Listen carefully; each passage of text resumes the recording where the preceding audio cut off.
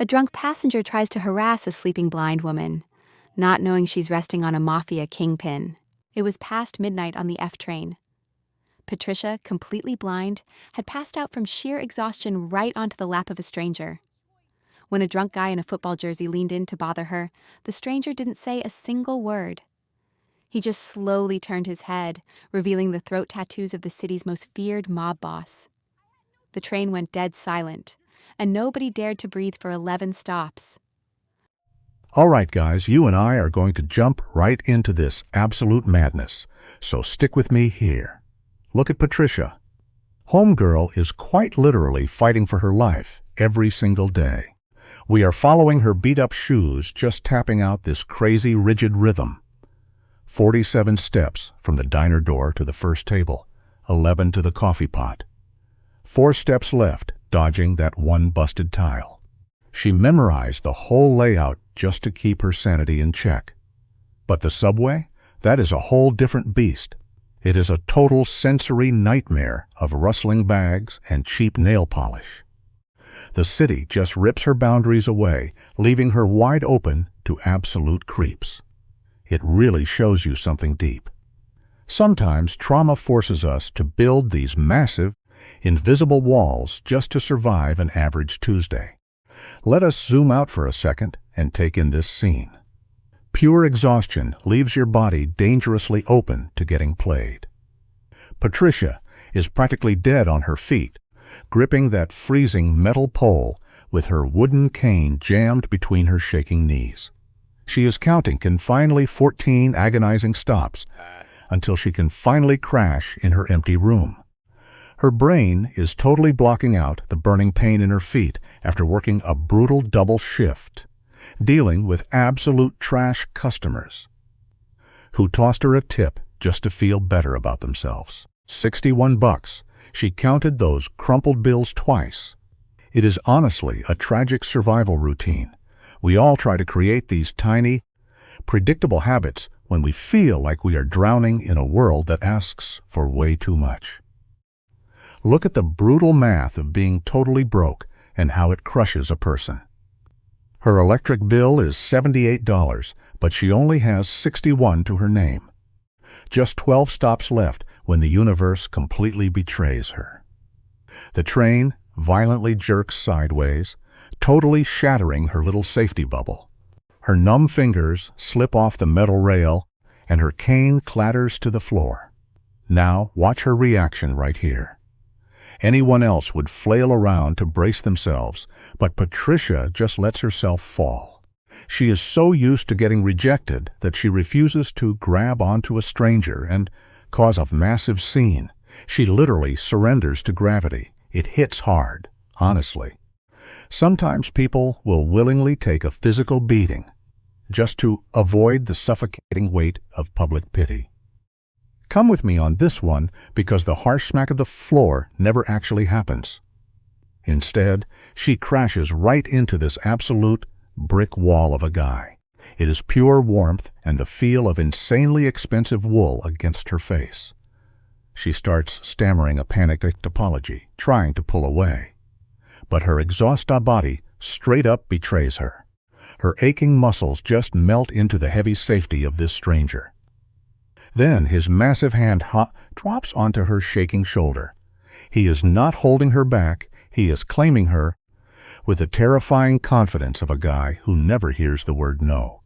He drops one single, chilling word. Don't. It is a wild reminder about being vulnerable. When you are entirely drained, even the darkest shadows can look exactly like a safe place to rest. That ridiculously deep voice vibrates right through her bones. The air in that train car goes absolutely dead quiet. It is that primitive panic reaction everyone gets when an actual apex predator steps into the room.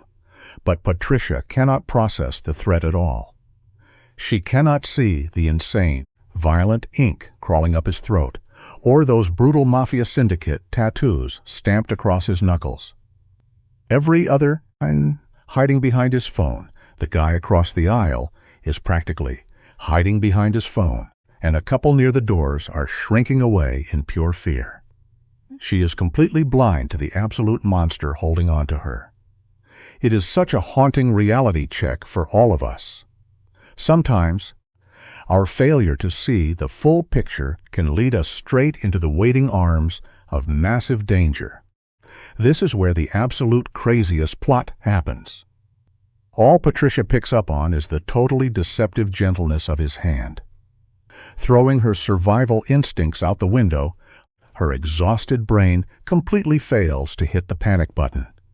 The heavy weight on her shoulder silently tells her to stay put, bypassing all her rational defenses. This tired waitress with exactly $61 to her name just totally surrenders. She keeps her face planted right against the expensive coat of a literal sociopath. For the first time in years, she closes her eyes and stops worrying about the shadows. This level of vulnerability is the perfect breeding ground for a seriously toxic bond. It is a harsh truth that extreme isolation can make any toxic shelter feel like genuine love and care. She actually thinks she just scored 14 stops of safe rest, completely clueless that this guy is already plotting out the rest of her entire life. Enter Paul Sawyers, the absolute definition of a walking red flag. This guy is a human supercomputer, constantly calculating variables, and completely empty of normal human feelings. He literally measures his days in the exact seconds it takes to crush a rival. Babysitting a sleeping girl on a subway train was definitely not on his bingo card. But his private driver totally messed up tonight, forcing this untouchable Mafia boss on public transit at 51st Street. It just goes to show how wild fate really is. Life can turn on one random glitch, effortlessly tossing a fragile person directly into the path of a massive hurricane. You and I have to appreciate the crazy irony here, because guys like Paul absolutely despise situations they cannot control. He just sucked it up, sitting in a dark corner in his massive custom suit, probably plotting his next extortion racket. Then the train violently jerks, and total chaos drops right into his lap. She faceplants directly onto him, completely clueless that he is the most lethal guy in the city. Her cane hits the floor. She does not scream at all. Her exhausted head rests against his leg as she lets out this tiny, soft sigh. Her total lack of fear completely short-circuits his massive ego. It is a super fascinating mind game. It truly shows how genuine innocence can deeply rattle even the most terrifying. Untouchable bosses in the criminal underworld. It was this heartbreaking little sound, stuck right between a tired sigh and completely giving up. Now, let us break down what this absolute madman does next. She goes totally rigid at first, and then just instantly falls into a super deep sleep. Paul stares down at her face with the creepy fascination of a scientist, studying a new bug. He is literally scanning her for weaknesses. He clocks the worn-out collar of her shirt. He spots the heavy calluses on her hands from gripping that wooden cane. He even smells the grease and cheap perfume clinging to her clothes. For a predator who builds his whole empire on exploiting people, her pure exhaustion is basically a gold mine. It is a massive warning sign. Truly toxic people do not want equals. They hunt for broken pieces they can completely control. So why on earth does he not just shove her off? Because he is already treating her like his personal property, which is a massive red flag. Suddenly, this random dude fueled by cheap subway liquor spots her passing out. Paul does not even super creepy grin. Paul does not even flinch or yell. He just executes this chilling, slow-motion turn of his head. He glares at the guy with the deadly aura of a boss who casually ends bloodlines before breakfast. The drunk creep instantly folds, staring at his shoes, and totally terrified to even breathe loud. Then some clueless teenager accidentally walks too close, and the tension spikes again. It is a crazy lesson about real power. True darkness never has to scream. Just sitting there quietly is enough to make the entire world back off.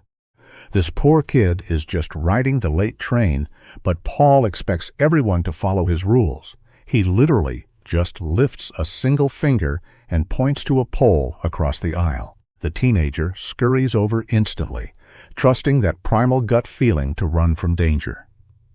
For the next 11 stops, Paul projects this insane, suffocating aura, keeping a massive invisible shield around his new sleeping obsession, shouting no swinging fists, just the terrifying gravity of a villain who knows a quiet threat hits way harder.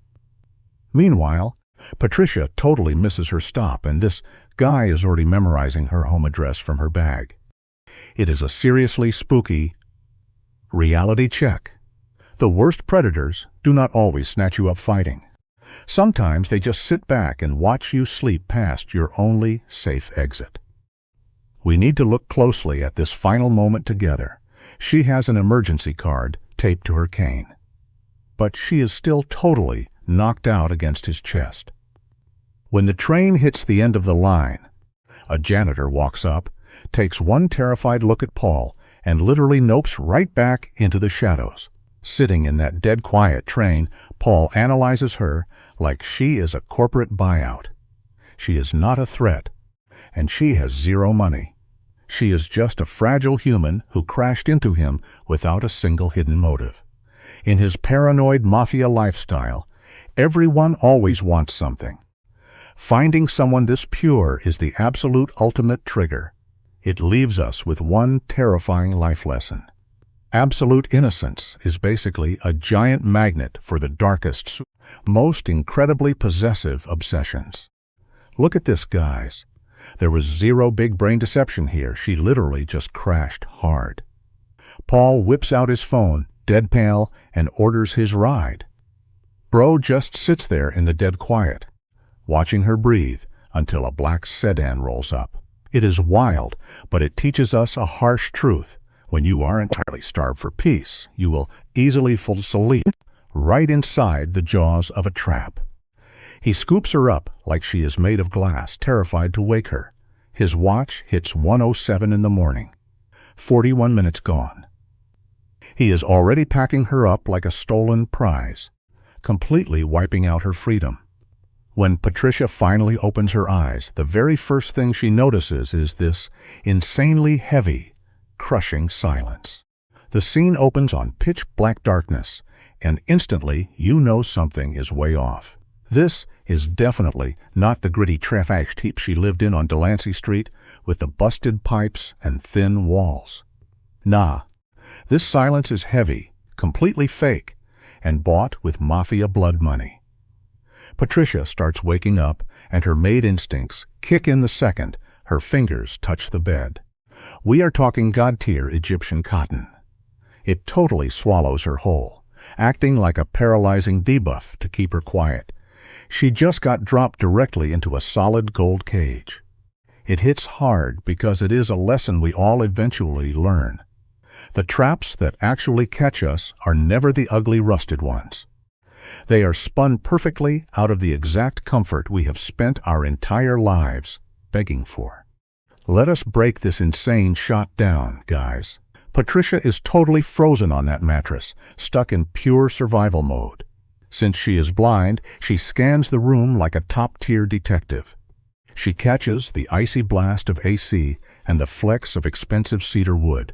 Even the carpet under her heels feels way too rich. Suddenly, that creepy silence shatters.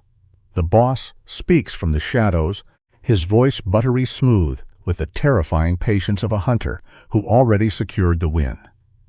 "You took my train," she whispers back, keeping her tone dead flat. It is a desperate play to hold on to one tiny drop of power. Honestly, we all do this. When life entirely backs you into a corner, sometimes your absolute only defense is just refusing to let the big bad monster see you sweat. "You took my lap." Paul claps back, his words hanging in the heavy air. The camera zooms in to flex his absolute dominance. The Don stands up, his footsteps completely eaten by this massive room. He stops exactly 8 feet away, close enough to make her feel totally hunted. but far enough to keep her from losing her mind. Then comes the tiny clink of a cup hitting the table. The smell of high-end coffee hits her senses.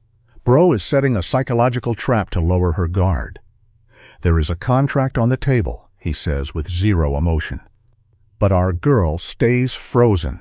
She would rather dehydrate than accept his loot. It is such a brutal life lesson for all of us. True power is refusing a hot meal. True power when it gets handed to you by the exact same villain holding the knife. "I am blind," she tells him point blank. "I am aware," he instantly fires back. Guys, those 3 words completely seal and grab. This was never a random snatch amp. The boss targeted her on purpose. He drops this insanely sick proposal. 1 year locked in this VIP room for $5 million. But the real horror is in his twisted rules. She gets the bag even if she catches feelings. When she asks about walking out, the vibe gets freezing cold. He casually name-drops her toxic ex, Mark. He weaponizes her broke, miserable life to make himself look like her only savior. It is crazy how true this life lesson is. Pure evil rarely drags you away screaming. It just gaslights you into believing the storm outside is way worse than the fire burning down your own house. Watch how his toxic mind games start breaking her down. The coffee is getting cold, right? So she reaches out and snags the cup perfectly without even looking. Huge mistake. She just showed him she is crazy capable. And the Mafia boss silently bookmarks that intel, the bitter taste to Hitzheiser, proving he totally owns every single thing she feels in here. "I want to go home to Mark," she says. It is heartbreaking seeing her pick a garbage fire she knows over a shiny prison she does not. But here is the raw truth. We often run back to toxic people just because we already know the exact cheat codes to survive their specific damage. Paul does not even rage. Bro just casually agrees. That zero resistance absolutely floors her. He just opens the door, a mega brain play to completely shatter her reality. Let us completely unpack this twist together, you and I. She shoves her feet into her beat-up kicks and walks right back into the screaming city chaos. The vibe shift hits her like a freight train. 5 seconds ago, she was chilling in a high-tier velvet tomb, and now she is choking on street smog. Paul leans into the hired ride. Paul leans in for the ultimate checkmate. "The number is in the right pocket," he whispers smoothly. Notice he says, "when you are ready," not "if." That absolute confidence only comes from a predator who knows exactly how to game your trauma. As the car dips into traffic, her shaking hand is already feeling for that pocket. It is a brutal life fact. Sometimes the lifelines we think will rescue us are literally just shiny new leashes dragging us to a prettier cage. That crazy, expensive cashmere coat draped on her feels heavy as lead. It is basically hugging her, acting like a VIP pass to the safety the dawn promised.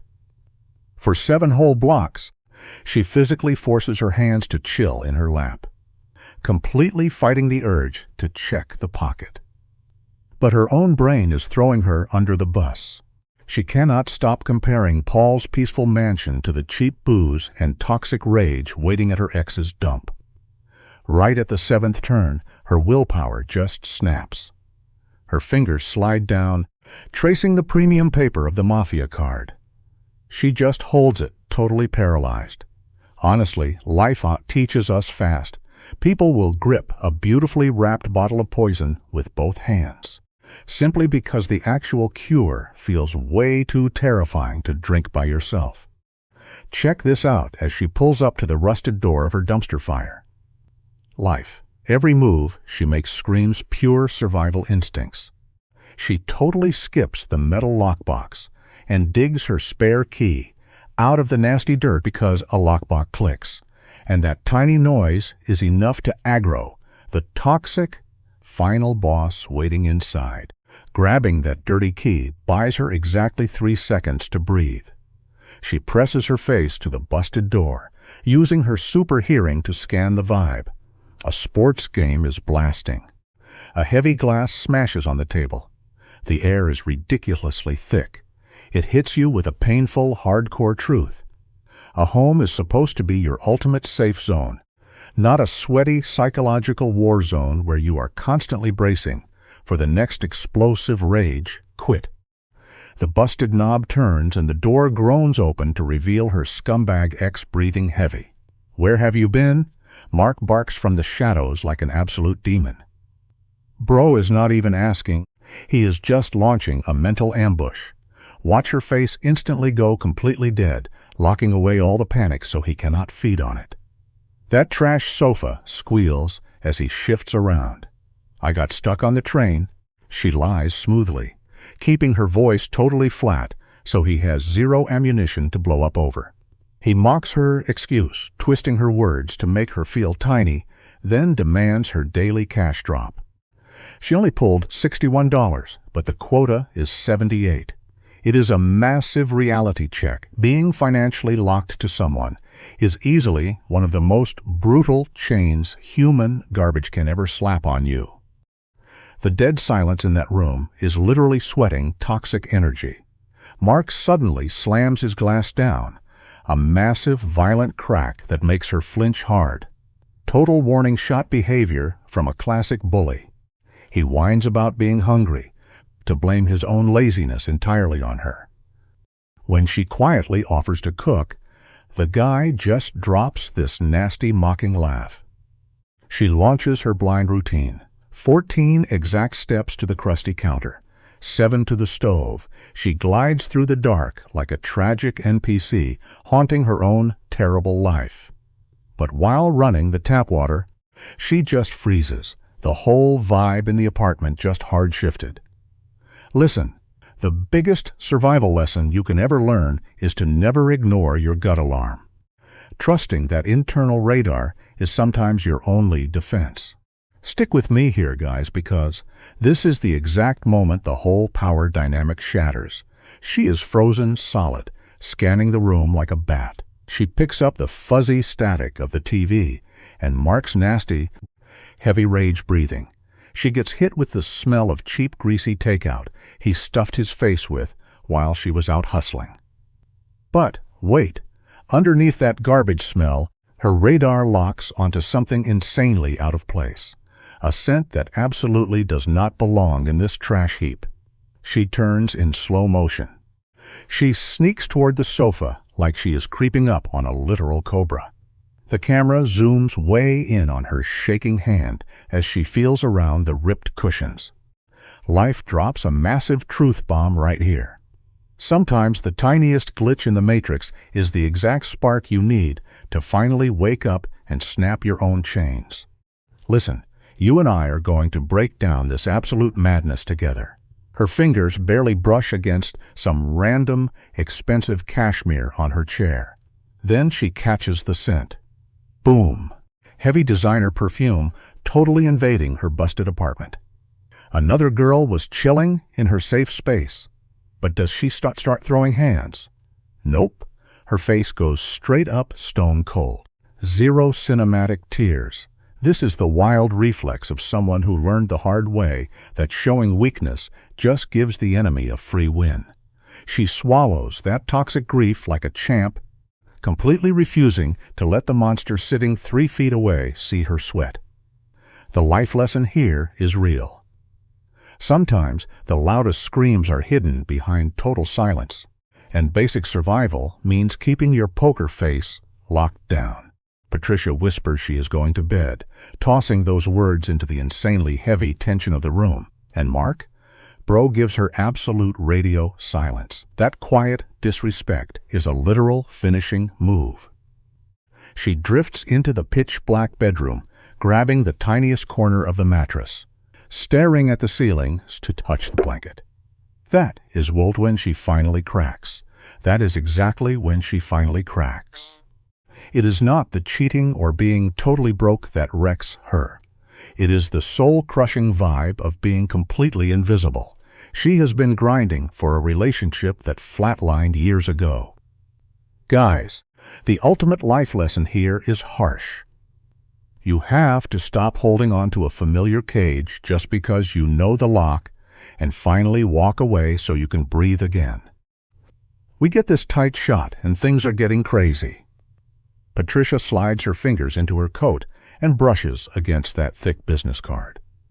Bro, just the weight of that paper feels exactly like the boss himself.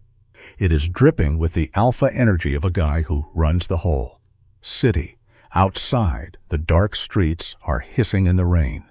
She zeroes in on Mark sleeping right next to her, making sure he is completely out cold. Only then does she trace those embossed numbers, downloading them into her brain. She is going to sit in this nightmare for 4 days before making her move. It hits us with a heavy life lesson. A broken person will literally grip the dirty bars of a horrible cage, simply because the massive, open sky outside feels way too terrifying to face all by yourself. Stick with me here, because we are about to uncover something crazy. The scene drops us onto some cheap, busted carnations sitting on the counter. Patricia is white-knuckling the vase under those horrible buzzing lights. Meanwhile, Mark is lurking in the doorway with the fakest, most plastic smile you have ever seen. She can literally smell the cheap wrap on those flowers, a nasty scent trying way too hard to cover up his massive stack of lies. But she does not pop off. She just gives a single dead nod. Her silent acceptance is not her being clueless. It is the burnout of a woman whose soul is entirely drained. Here is the massive life lesson for today. We almost always smell the toxic poison creeping into the soil, long before the garden actually drops dead. By day 3, her awful house feels like a literal trap. The phone line to her sister drops with a scary, metallic click. Driven by absolute desperation, she finally dials the big boss, Paul. It connects instantly. No casual hello, just the intense breathing of a top-tier predator who knew she would crack. Minutes later, a massive black sedan is chilling at her curb, with a totally silent driver. Sliding into the dark back seat, Patricia wraps a soft cashmere blanket around her shoulders. The wild plot twist. She is seeking comfort from the exact mastermind who orchestrated her downfall. The life lesson here hits like a truck. Sometimes the most dangerous thing you can do is grab a rescuing hand in the dark, because that exact same hand might just lock you inside a brand new cell. The camera tracks her shaky steps into this insane glass penthouse. Even though her vision is gone, Patricia feels the massive flex of the room. Paul is literally eating up all the oxygen. She picks up the expensive smell of dark wood mixed with straight-up danger. Bro then drops the coldest line, noting she waited 4 days. His voice is smooth but hits like a sword. The shadows totally eat her alive as she sinks into an ultra-premium leather chair. Down below, the city sirens completely fade out. This boss has officially cut her off from the grid. It sets up a deep life lesson about how the world operates. Ultimate power never actually needs to scream or show off. It just builds you an impossibly gorgeous room, and then very quietly locks the door from the outside. A heavy click drops as Paul hits play on a slick silver recorder. He tells her to listen up, and boom, the tension absolutely explodes. Within 3 seconds, Patricia is choking on her own breath. The sketchy audio playing is none other than her trash husband, Mark. He is on a call with a lawyer, sounding totally dead inside. The camera stays on her as a single tear drops. She just realized her entire marriage was a custom-built trap. This was not some random fight, it was a calculated, snake-level hit on her life. It leaves us with a super chilling life lesson. The absolute scariest monsters are not hiding in the creepy woods waiting to jump you. Nah, they are sitting right across from you at the breakfast table, smiling over a cup of coffee. You and I are watching an absolute masterclass in betrayal right now. The tape keeps rolling, and it gets insanely worse. Mark literally drops the words cognitive decline and then pushes for power of attorney. He is straight up using legal papers to bury his wife alive. Through the lens, we see Patricia turn entirely to ice. No crying, no collapsing. She locks into this marble statue mode, staring into the void. It is the classic survival move of a cornered animal playing dead. Every single word from that tape is another brick in her tomb. But her face gives zero reaction. It serves as a massive life lesson. The most fatal damage someone can do to you will never leave a single visible scratch. Instead, it just completely freezes your soul from the inside out. The tape cuts off with a loud snap, and the silence is literally suffocating. Patricia crumbles, her posture collapsing under a solid decade of lies. The foundation of her reality is totally nuked. The camera pans to Paul, chilling in the shadows like a movie villain, watching the rain smash the glass. He does not try to hug her or give a fake pep talk. Instead, he smoothly slides a massive contract right across the desk. It is an insane flex premium life raft to someone actively drowning. This dark scene hands us a wild life lesson. The absolute strongest bonds of loyalty are almost never created during the easy, happy days. They get forged right inside the smoking, toxic ruins of a totally shattered heart. We get a sick close-up of her fingers sliding across the freezing glass until they hit a crazy expensive pen. That pen holds the gravity of a black hole. With her heart totally empty, she drags the ink across the paper, signing her freedom away in 2 fast strokes. Patricia is free-falling off the cliff. Paul just murmurs, "Day one," and his voice shakes the literal floorboards. She is officially caged again. But here is the messed-up plot twist.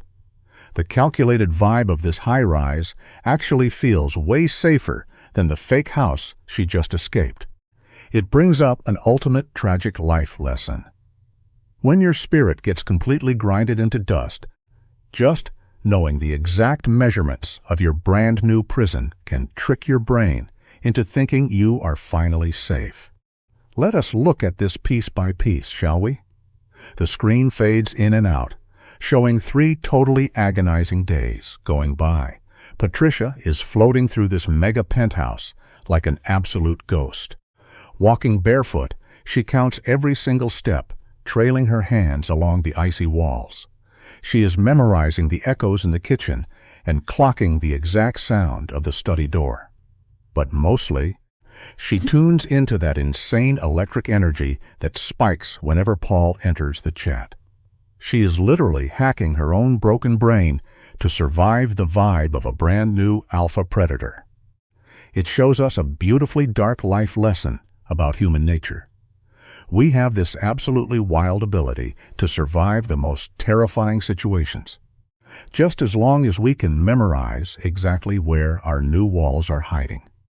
The camera glides into this absolutely massive Ultralux closet. Patricia runs her hands over racks of crazy designer gear. Pure cashmere, silk, and premium leather. But as she touches the clothes, the ultimate plot twist hits. Every single outfit is perfectly tailored to her exact measurements. This boss was tracking her and sizing up her life way before she even knew he existed. She chokes down a wave of panic and just leans into the twisted romance of being his captive.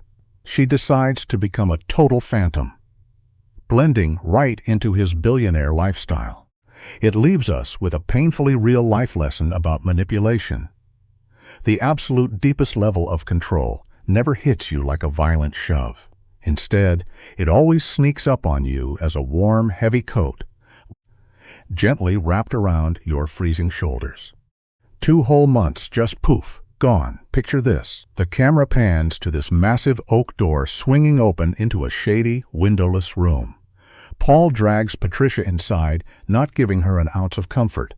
It is pure, unspoken dominance. But Patricia is rocking a crisp gray blazer, just listening. She is literally counting the wooden chairs scraping the floor. 8 guys in total.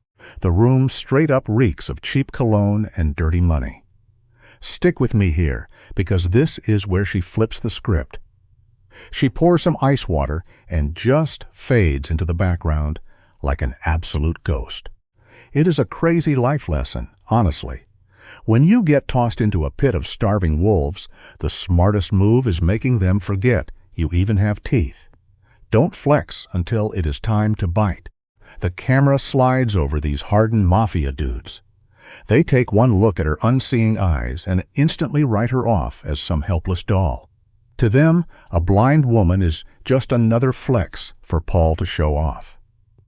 But Patricia takes their disrespect like an absolute champ, not even blinking. She tunes out the garbage and locks onto this arrogant guy named Doyle. He is literally laughing, bragging about smuggling runs out of Newark. Then some other guy casually name-drops a corrupt politician they bought. They are just spilling all the tea because they think she is harmless. It is a huge life lesson right here. Pure ego is a trap. If you let a guy get arrogant enough, he will gladly hand you the exact weapon you need to take him down. Look closely at how this scene is set up, because you and I are going to unpack this together. These mobsters are huddled over the table, so drunk on greed they completely ignore the quiet woman sitting right there. They think she is just a broken bird in Paul's cage. But wait for it. The camera drops down to her coat pocket. Hidden inside, her thumb is flying across a silent braille device. She is saving every single detail, every route, every dirty secret, every weakness. 30 years of darkness gave her crazy patience. True power does not need to scream for attention. That is a real life lesson for anyone listening. Real strength builds up where no one is looking. The smaller people think you are, the easier it is to learn exactly where to hit them. Time just melts away. After 4 crazy tense meetings, Patricia has literally built a massive mental map of the entire Mafia syndicate. She is tracking all their dirty money and secret beefs. Paul never even asked her to do this. He is just watching from the sidelines, waiting to see if his pet bird left. In her, then, and on this super rainy night, she slides into his dark office. She casually drops the bomb that Doyle is moving a lot more than just wood through Newark. Paul stops writing instantly. He already knew about Doyle, but Patricia just proved she is an absolute weapon. The takeaway here is a massive life lesson. Never wait around for someone to give you permission to show your worth. Build your fire in secret and only strike when it is too late for them. Bro, the tension in this scene is literally off the charts. Imagine the Shadow's totally desk. Patricia keeps her voice totally flat as she called Doyle. 3rd chair, left side, herringbone jacket. Paul goes dead silent, and it is not just a dramatic pause. It is the sound of a mafia boss realizing his whole reality just shifted. He tells her to sit down, and the vibe is terrifying. He demands she start from the beginning, still trying to flex that toxic control. Tell me everything, he orders. She folds her hands like she is surrendering. But we know better. This brings up a super real-life lesson. Massive disasters, just like deep personal trauma, do not start with a huge explosion. They almost always sneak up on you with a deafening, terrifying silence. You can literally feel the violence brewing in this shot. Meetings are getting rushed. Sketchy phone calls are echoing down the hall. It is that toxic, heavy vibe where everyone knows everything is falling apart, but the boss refuses to admit it out loud. Patricia feels all of this in her bones. She knows Paul is buckling under the weight of his crumbling empire. But she keeps her mouth shut, which teaches us a brutal life lesson. Sometimes, asking too many questions does not just get you in trouble. It completely ruins you. So she just chills in the shadows. When Paul drags himself home at 2 a.m, she listens to his heavy footsteps in the dark. It is like listening to a wounded lion pacing in a cage, trying desperately to hold on to whatever tiny shred of power he has left. The liquor cabinet slams shut, and you are left with this terrifying silence of a dangerous guy sitting alone in the dark. Then, bam, Patricia appears in the doorway, wearing this wild silk robe he bought her. It looks fancy, but it is basically a velvet leash. She casually offers him coffee. He tries to act tough and tells her to go to sleep, but she just brushes it off. She heads to the kitchen and pours 2 cups without even asking. It is crazy how trauma messes with you, making you anticipate exactly what your captor needs. The life lesson here is rough but true. Even the scariest monsters out there secretly want someone to care about them. But their ego will never let them ask for it. She drops the hot cups on the table and immediately back up into her safe corner on the sofa. A second later, you hear his suit rustle, and you know he is moving across the dark room. But here is the crazy part: he does not sit far away. He sits insanely close to her. She can literally feel his body weight sink into the cushions and the heat radiating off him. In movie terms, this tiny little shift is absolutely massive. Over the past few weeks, their silence changed from this scary hostage vibe to just coexisting. But tonight, the silence is thick and heavy. It pulls us into a powerful life lesson. The massive walls we build to keep everyone away will eventually become the exact things that trap us. This absolute beast of a crime boss has finally let his guard down. He is actually letting her sit right there in his danger zone, totally unprotected. How many people know you are stressing out? Her voice just cuts right through the dark. When he whispers back that no one knows, you realize this guy has been on the edge of a mental breakdown for months. He does not even snap at her. Instead, his hands are literally shaking as he spins his cup. The camera zooms in, and you hear his expensive watch clinking against the glass. Paul Sawyer's is usually a walking masterclass in being fake. The sharp suits, the tough guy act, shoving his feelings down. But life always hits you with the same truth. Faking it forever is the heaviest weight anyone can carry. Patricia sees right through the big bad mafia boss act. She just sees this broken guy at 2 a.m, holding on to a coffee cup like it is keeping him alive. So he finally drops the bomb and confesses there is a crew trying to steal his port territory. His voice is totally gone, losing all that alpha male energy. Stick with me right here, guys, because this is where everything flips.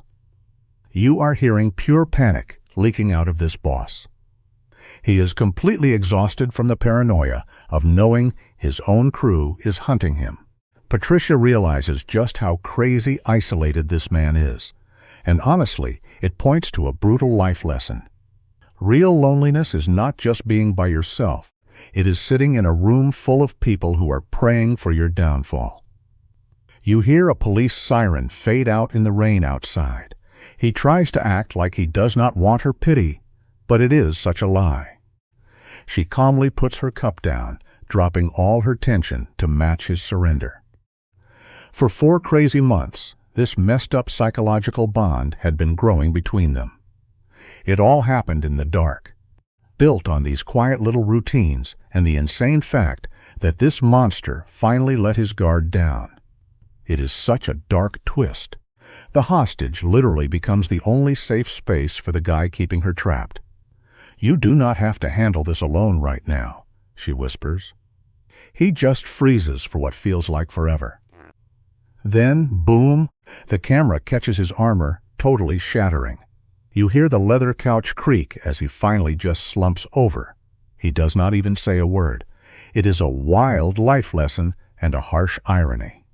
Sometimes we look for rescue from the exact same people who ruined us in the first place. His breathing slows down, and you know his defenses are gone forever. I really want you to take a second and look at the insane psychology in this scene. You and I have probably both felt that crushing weight of a secret. We could not tell anyone. The sound of his shaky breathing is literally the audio of a tough guy completely breaking down. They are sitting up in this fancy glass tower, totally cut off from the chaos in the streets. Paul, this Mafia king who used fear like a weapon, is now totally defenseless next to a woman who cannot even see him. The life lesson here is crazy deep. Dropping your fake tough exterior is usually the only way to find out who you really are. Patricia just listens to his breathing calm down.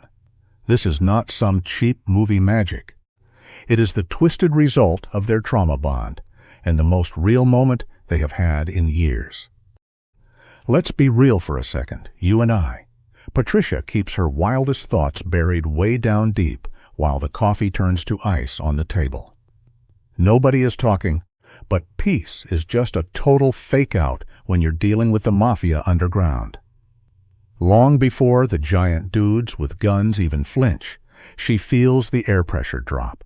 This isn't some super-powered blind girl stereotype that she hates. This is pure, raw survival mode. It shows us a brutal fact of life. The deepest scars you carry end up becoming the exact tools that keep you breathing tomorrow. It's 11:43 at night.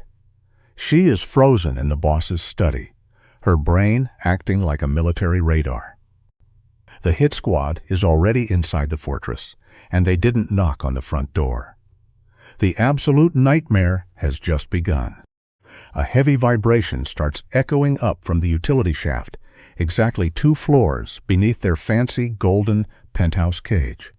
To stay alive in this mob house, she literally memorized every mechanical heartbeat of the building. This specific service elevator always groans, with a delayed tension in its steel cables. She clocked that fact on day 1. It drops a massive truth bomb on us. Arrogance will always blind powerful people to the tiny details that actually get them killed. Patricia slowly gets up from her velvet chair. Exactly 4 seconds later, the entire power grid is wiped out. Pitch black darkness hits the confused guards like a brick wall. Down the hallway, she hears Briggs, a giant tank of a bodyguard, screaming commands into a radio, but the hit squad already jammed it to dead static. Total chaos. Let's examine this moment together, you and I. Heavy combat boots slam against the hardwood as a guard sprints blindly down the pitch-black corridor. You hear the raw terror in his frantic stumbling. A sickening shatter of priceless Murano glass confirms he is completely lost. Then a deafening blast shakes the foundation. It strikes the hidden service entry near the kitchen. These predators were inside the walls long before they killed the lights. Patricia stands frozen, fighting the animal urge to flee. It reminds us of a vital life lesson. When chaos descends, giving into panic is the absolute fastest route to your own destruction. Instead of running blindly, she turns and begins to count her exact steps into the terrifying abyss. Patricia glides through the darkness with chilling precision. 12 calm, measured strides from the study to the edge of the sprawling sitting room. She pivots left, taking 4 smooth steps to bypass a massive oak trunk. 8 perfect paces later, her trembling fingertips brush the cold, familiar marble of the fireplace mantel. The entire mansion is drowning in violent chaos, but she remains anchored. Through the horrific screams, she tracks the methodical footsteps of four distinct kisses. Paul's guards thrash blindly in the shadows, dying like frightened prey. It leaves us with a profound life lesson. When your world suddenly goes dark, the only map that truly matters is the one you painstakingly built in your own mind. Picture the visual framing of this scene. The darkness is absolute, with chaos bleeding through every edge of the soundscape. Suddenly, Patricia hears a heavy, sickening thud of impact. Paul, the supposedly untouchable titan of the underworld, releases a guttural gasp of pure physical agony. The great megalomaniac has finally been struck down. But Patricia does not weep for him. Operating on cold, tragic reflex, Her fingers sweep across the cold marble mantel, 1, 2, 3 deeply carved panels, until she finds the fourth. She presses the lower left corner, and a massive stone vault groans open. She leaves us with a difficult life lesson to swallow. Sometimes, the tragedy of extreme survival is that it demands we strip away our own tender humanity just to keep ourselves breathing through the nightmare. The heavy stone shifts inward, swallowing what little air remains. Patricia locates Paul entirely by sound in the pitch black. She hears the tragic, labored drag of his boots, the undeniable rhythm of a broken ruler pretending he is not bleeding out. Hostile footsteps echo closer, hunting him. Yet Patricia does not shatter. She speaks a single, anchoring syllable, summoning the very monster who built her cage. She pulls him into the dark, her fingers instantly coated in the hot slick of his ruined flesh. The massive vault door seals them inside a 3-foot concrete coffin. The ultimate life lesson here is as quiet as the scene itself. True trauma rarely bothers to scream or demand attention. Most of the time, it simply waits patiently in the dark until you are forced to face it. The tiny bunker presses against them like a suffocating physical weight. Pinned chest to chest in the dark, Patricia feels the frantic spike of Paul's breathing as he tries to swallow his agony. Just beyond the cold steel, invaders are violently tearing his grand empire apart. Yet, inside this breathless void, the true psychological tragedy unfolds. Patricia does not beg her captor for safety. Her nervous system has beautifully, terribly adapted to his violence. She stands perfectly still. Paul feels her total lack of fear, and it absolutely terrifies him. This teaches us a heartbreaking life lesson about resilience. The saddest reality of the human heart is how incredibly quickly it can learn to turn a terrifying, violent cage into a familiar and comfortable home. Paul exhales his question into the stifling air like a dying ghost, asking how she knew about this secret room. Patricia answers, with devastating flatness, whispering that she knows where everything is. Violent shouts bleed through the walls, but the real tectonic shift happens right here. Paul Sawyers, the untouchable architect of her misery, has finally met his own fragile mortality. He is bleeding out, stripped of his godlike grandiosity, relying entirely on the woman he thought he owned. She keeps her hand pressed to his ruined arm, tracking his pulse like a living monitor. It reveals a simple life lesson about our darkest moments. When everything is violently taken from you, survival simply becomes a quiet obsession with the few fragile things you can still control. Stick with me here, because this is the exact moment the power dynamic completely shatters. Paul is gasping, his breaths shallow and panicked. The deep wound above his elbow soaks Patricia's palm in thick warmth. In the absolute dark, she performs a silent triage. The blood is not pulsing, meaning he is going to live. But she deliberately keeps this vital truth to herself, knowing a shattered man cannot listen to reason while bleeding. Just inches away, the chaotic smashing fades into the cold, disciplined thud of tactical boots reclaiming the floorboards. The immediate panic is receding.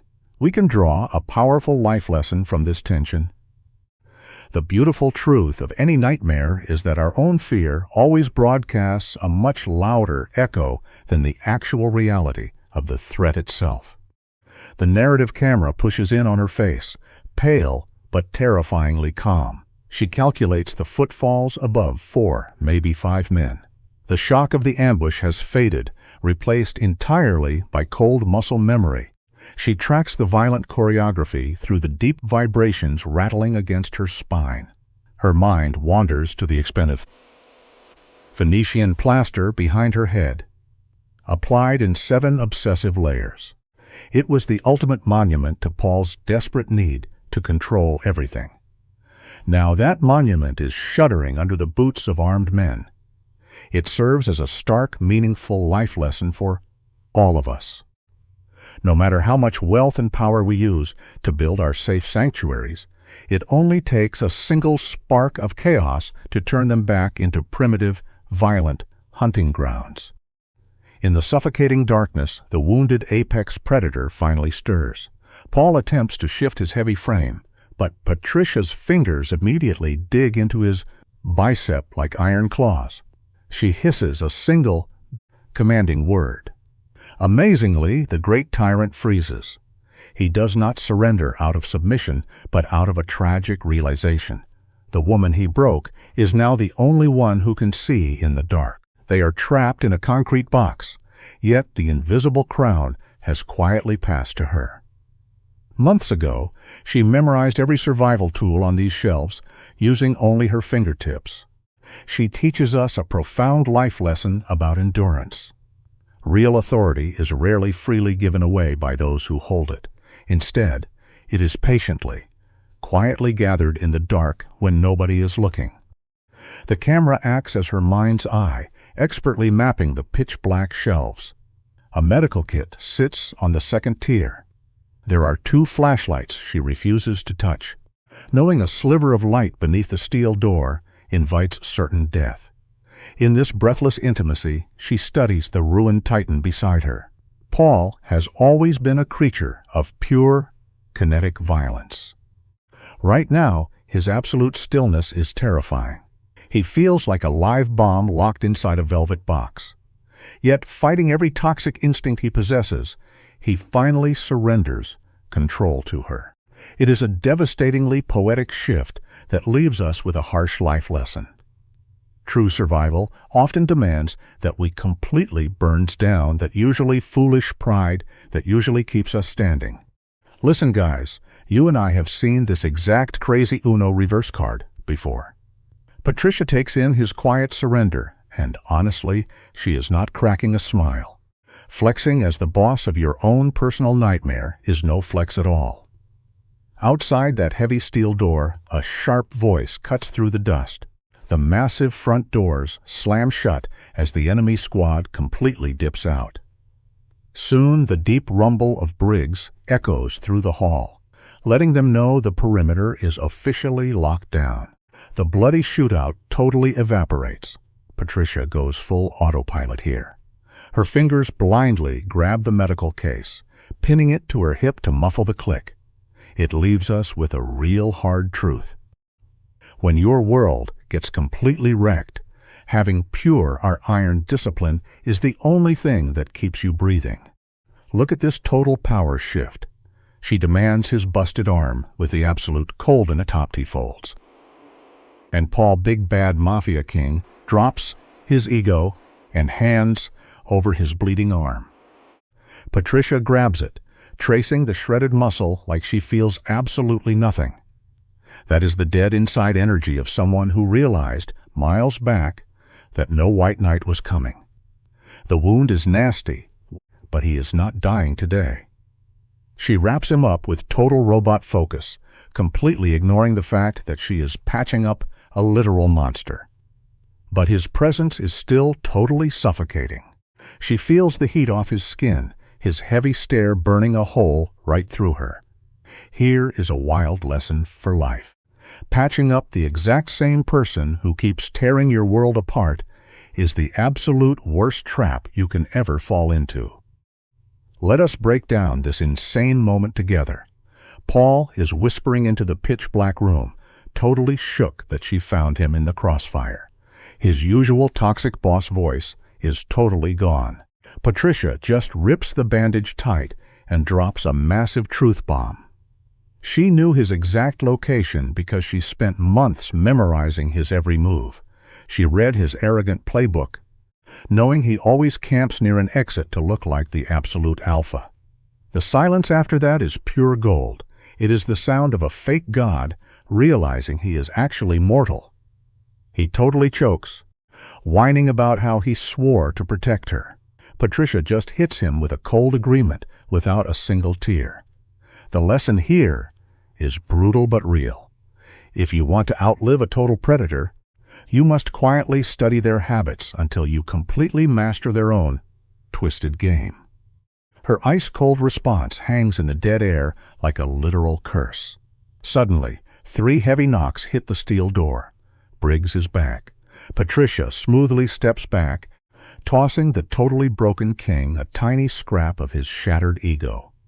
Paul shoves the hatch open, and this nasty yellow light leaks into their dark bunker. We follow him as he steps out and looks at the absolute horror show of his once perfect life. He just stares blankly at the total destruction. Millions in shattered glass are dumped all over the floor. His god-tier Mafia empire just got fully clapped and wiped off the map in 12 short minutes. It is a crazy wake-up call for anyone addicted to being the boss. Here is your life lesson. Total control over your own fate is nothing but a temporary illusion, because one chaotic minute can pack up your entire life forever. Paul is standing there completely froze in the suffocating silence. When he finally spins around to face her, you could literally cut the tension with a machete. The big boss has lost his iron grip, and his poker face is shattered. She feels his intense stare burning into her, but she goes full savage and refuses to drop a single comforting word. Admitting their messed-up bond right now would ruin the game.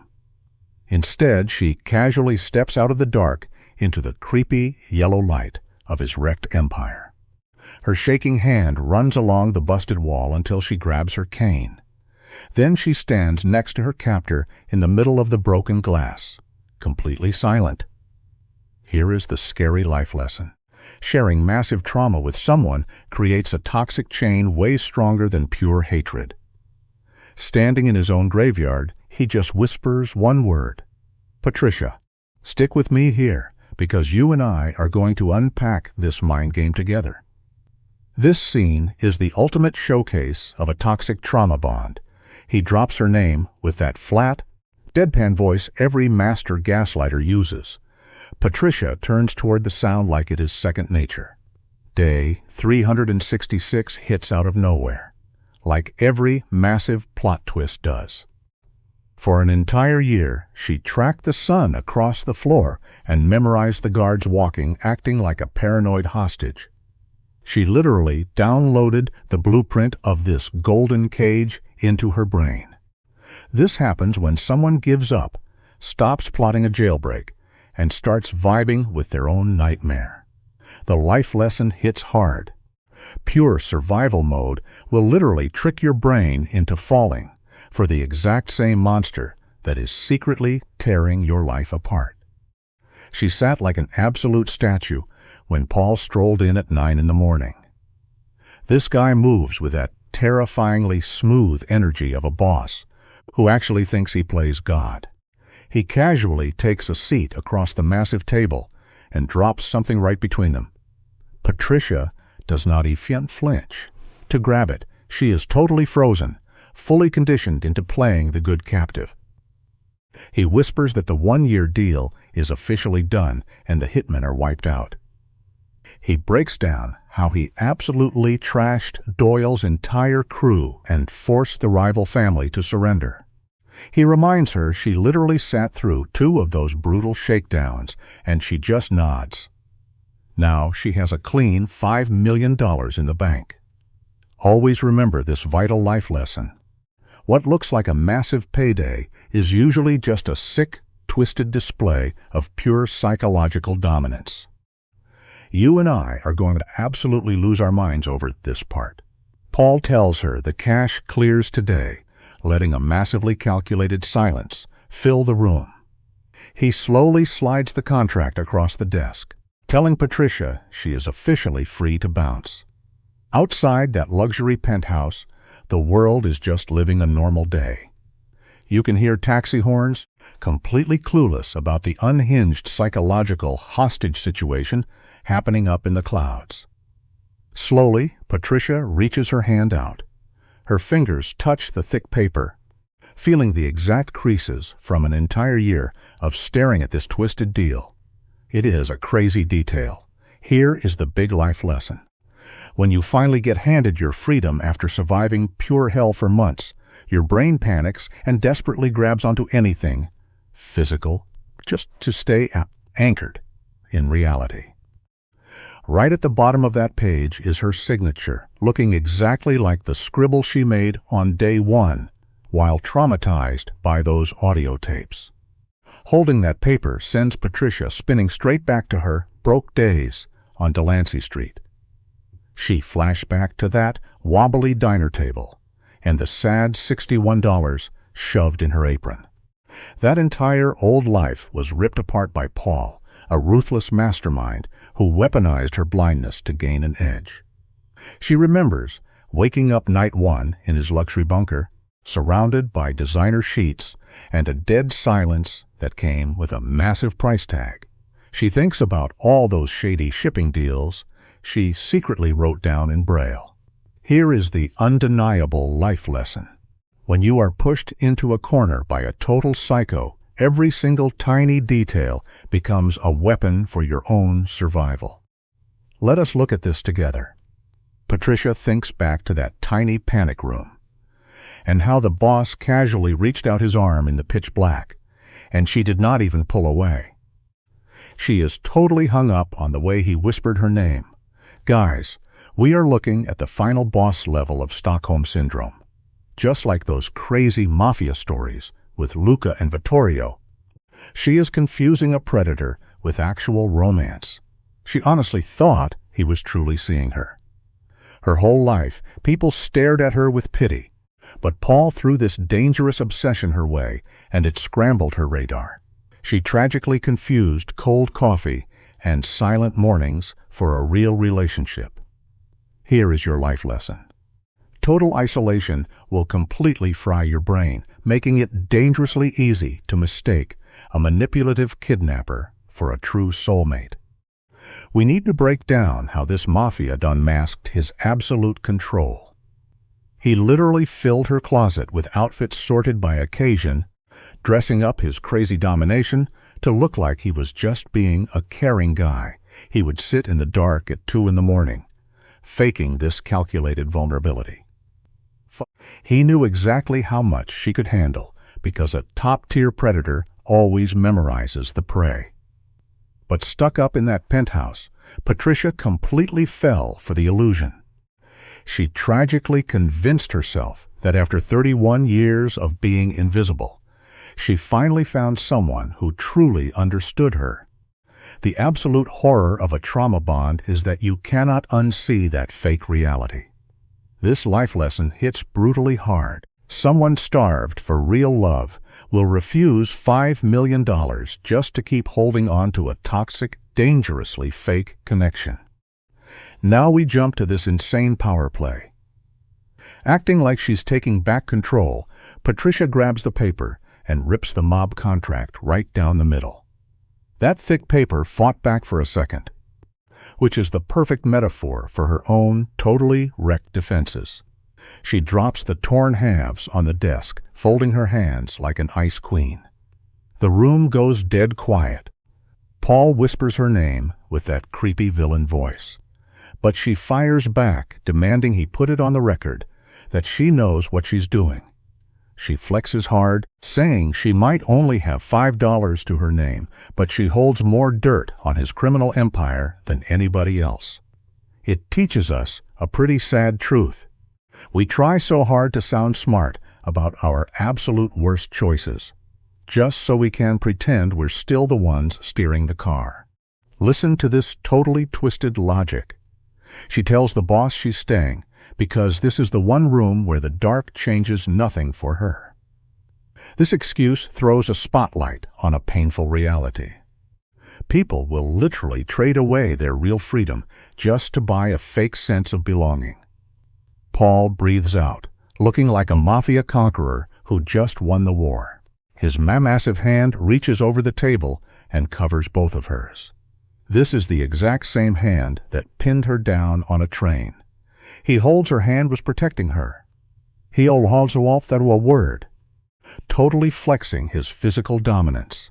Stick with me here, because you and I need to learn from this.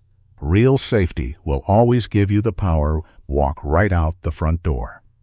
It never conditions you to willingly lock yourself inside a cage.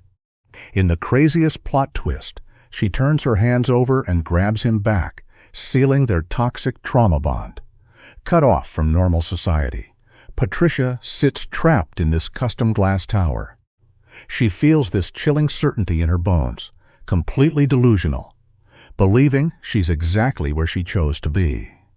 She convinced herself she didn't walk into a predator's trap, but actually picked this captivity herself. The ripped contract is still sitting on the desk. This is exactly how a narcissist mob boss wins. They scramble your reality so badly that you'll actually fight to protect your invisible chains, thinking you built the locks yourself. It's a flawless absolute checkmate. This simple lesson. Never forget this simple lesson, guys. We always need to question the cages where we feel the safest.